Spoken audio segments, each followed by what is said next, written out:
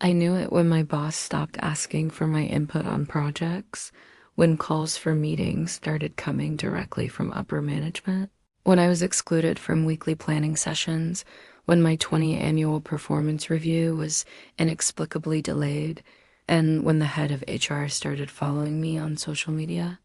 All subtle signs indicating that my time at Vantage was running out. It wasn't personal, it was business.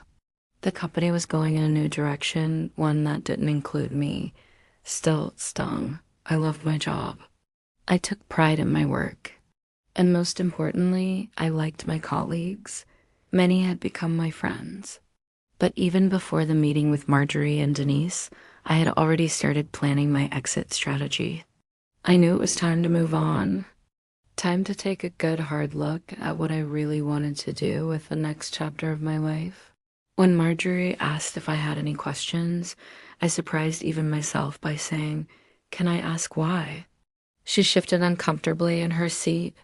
"This is a difficult conversation for me," she said. "You know, I've always appreciated your dedication and hard work. You've been a loyal employee, but the company is going in a different direction. Different direction." I echoed, knowing full well that what she meant was younger, cheaper. In a world where ageism was alive and well, being 55 years old and working in tech was like being a middle-aged woman in a beauty pageant. The odds were stacked against me. In fact, just last week, I had a conversation with Sarah, a 20-something intern who had just joined our team. When I offered to mentor her, she looked at me as if I had suggested that she join a knitting circle.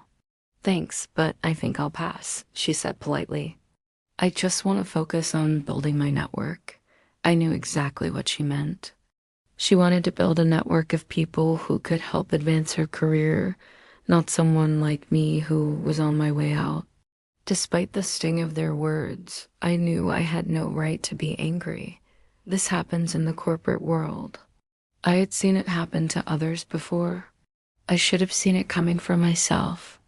As I opened the folder on the table, my eyes fell on the severance package. 2 weeks for every year of service. That meant I would be getting a decent payout. I had never thought of leaving Vantage, so I hadn't saved much. Now I had an opportunity to finally take that trip to see the northern lights that I had always dreamed of, or maybe even buy that beach condo in Mexico. For the first time since hearing the news of my dismissal, I felt a flicker of excitement. Maybe this was the push I needed to start living my life the way I wanted. Marjorie stood up, extending her hand. "All the best in your future endeavors, Catherine," she said, her tone carefully neutral. I took her hand, surprised by the firmness of her grip. "Thanks, Marjorie." "It's been a great run," I replied, feeling a surge of unexpected confidence. As I walked out of the conference room, I heard Marjorie say something to Denise.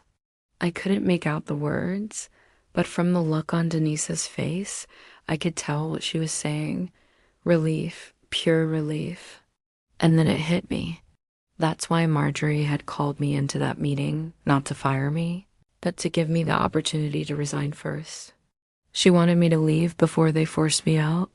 By giving me the choice, she was giving me a way to save face. But I knew what was coming. And while the sting of their words had faded, I knew I wasn't done with Vantage yet. If you enjoyed this video, check out more stories about women over 50. Thanks for watching.